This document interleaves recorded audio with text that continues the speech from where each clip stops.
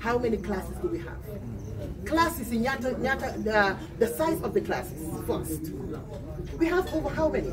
I think they're talking about 23 classes. 23 classes. We have a recording studio. We have a radio here. We have a hall. Seeing is believing. This is why I came here, for everybody to see it. Because the noise was too much. And now they have gone down. Now they're not talking about the inside has been, they're not talking about this. They are involved in the project. And this is what I want. Can go to a project, I'm scandal. But they wanted to politicize it. I said, no. I didn't come here during my campaign because I don't want to use it as a political tool. But indeed, I spoke about it. I speak about the project because Project B, and I want to thank the citizens of Banjul. And let me tell you, this project is environmental friendly. But in women empowerment. So tey suma xamé ñoo xamné ñu doon has project bi tay ñu ñëw di ci bokk man dama kontaan because project bi du suma luma doon na ci suma baay project bi bu waa Banjul la. And I've been saying this over and over again. Jël leen ownership of the project yéen a ko moom. Kenn moomu ko, it's not the mayor or council or anybody. Yéen a ko moom. Take ownership from time to time, come and look. So leen gisee loo xam ne comme tey bu ma ñëwee ma gis ne definitely dañ war a ceiling, dañ war a def lii, dañ war a def lii. I called the attention of the contractor, the consultant, and everybody.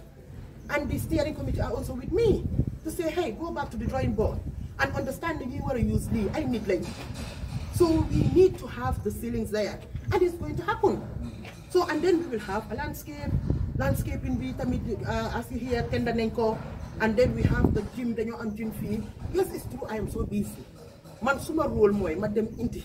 Implement. I cannot go bring and also implement. A player, the goalkeeper at the same time. It cannot be possible. So even players, you have to be a half-back player, or a midfield player, or a specialized a goalkeeper. So Lumamun as a mayor, and this is what I've seen mayors doing. More you go lobby, bring, and they implement. Why Lowe in the Yubuka set hal suf. Lowe in the Yubuka set of politics. So I ignore all those things. I will not allow to be dragged into that. I said it loud and clear. Can do just projects Banjulians, because politicized people didn't allow it. So this is why I'm so happy. They're the most powerful media outlets in Fineka. So make so, please, disseminate information. It's 2019, and I think it's again important to remind the people how the project emerged. As we came to council in 2018, one of my colleagues from Cameroon introduced this project to me because we have the same funding from the EU. So basically it's not the project itself, I'm sorry, but the funding, how to get the funding. So when I went to the then ambassador, the EU ambassador, they didn't know where, in which funding type is it. So I have to go back and talk to my colleague, and they come back, they make a research, and finally it happens. But it was not able, we could not do it without having a partner. So because it's an EU project, so they immediately want also their citizens or their member countries to be part of this project.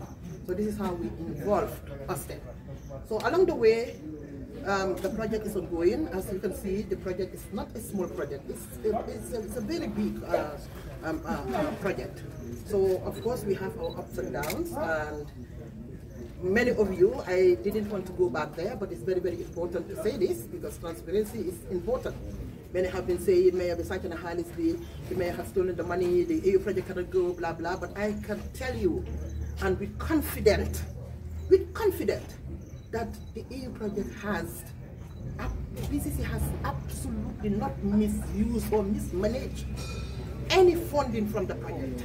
The only time I had a disturbing news about the project, it was when when it was time of Ramadan, or I don't know, 𝒂𝒄𝒄𝒆𝒔 or Christmas, I cannot remember anymore of head, that the steering committee have the go ahead from Austin to loan themselves. I think it was each 15,000 or 20,000, I cannot remember.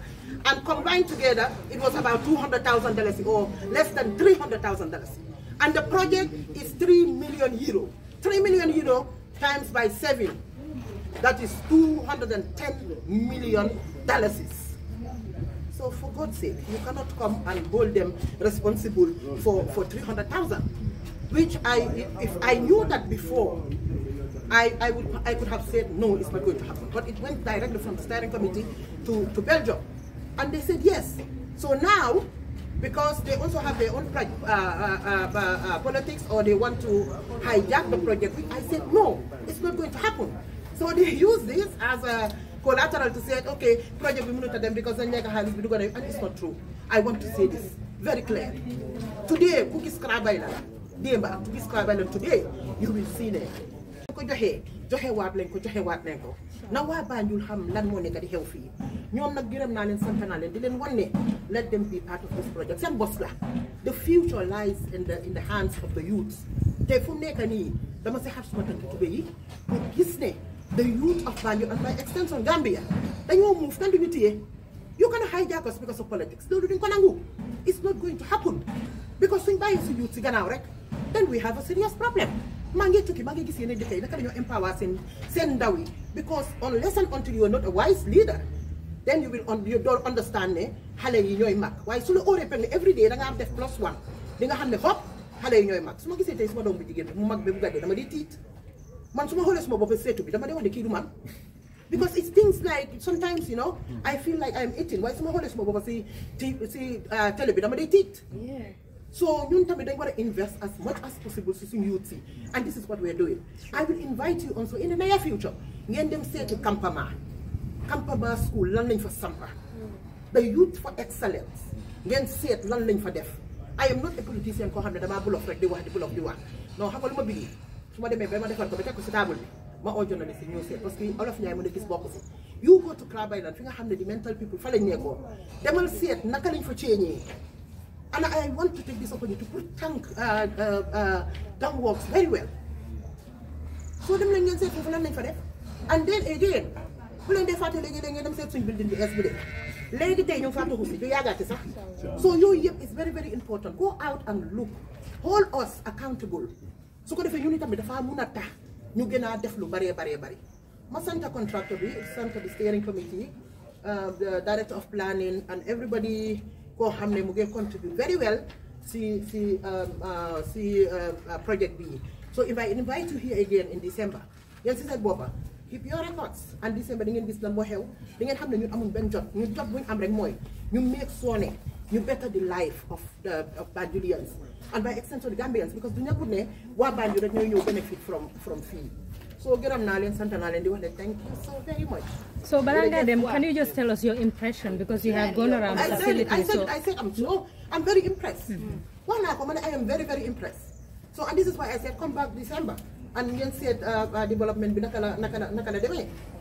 You all back December. I am only here to make sure things are going proper.